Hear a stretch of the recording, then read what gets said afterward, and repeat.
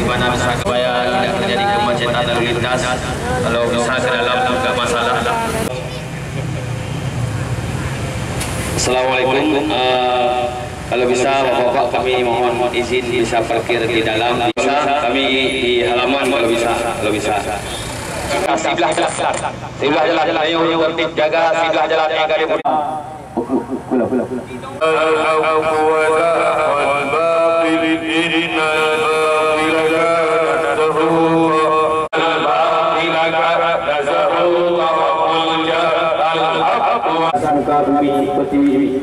maka kepada bapak-bapak pihak kepolisian karena kebalikan bahkan sama pula kebalikan karena dari masalah yang telah jaga masalah tidak dipenjara, makanya kamu sampaikan ini perlu kami sampaikan kepada bapak-bapak sekalian, disampaikan kepada atasan. Kemudian yang kedua perlu kami sampaikan juga bahwa untuk disampaikan kepada Bapak Kapolri agar Bapak Kapolri mencopot Kapolda Jawa Barat yang telah bekerja sama dengan orang Aceh tidak banyak bicara, orang Aceh banyak bicara, orang Aceh berhak bicara. Kita hari ini kacau, jangan arahkan senjata Bapak kepada pihak yang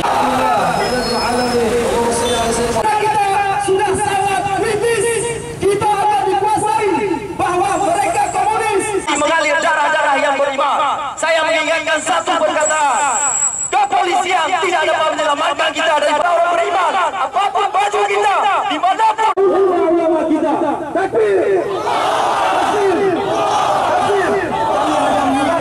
kami siap tumpah darah, kami siap bersyahid, dan memang demikian cita-cita kami. Ma'isi kalimah, Abu Syaidah. Saya harap adik-adik kami di kepolisian jangan kalian mati kecuali kalian jangan ada beriman. Takbir.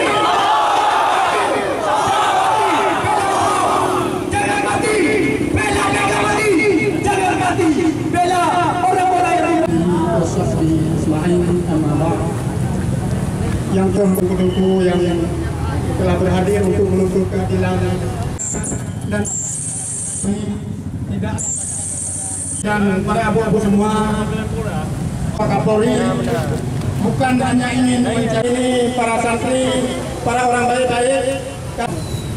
Adapun pembicaraan daripada perwakilan kami yang bertugas.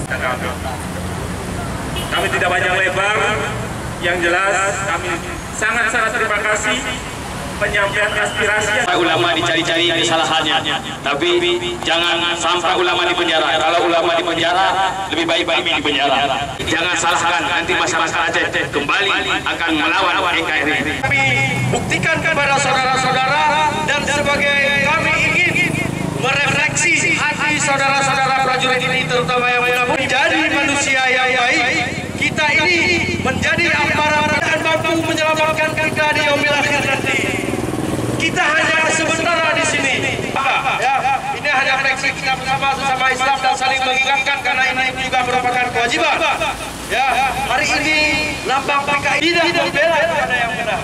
Mungkin ini saja dari kami Dewan Pimpinan Wilayah Front Pembela Islam Medan Raya sebagai yang saya hormati para alim ulama yang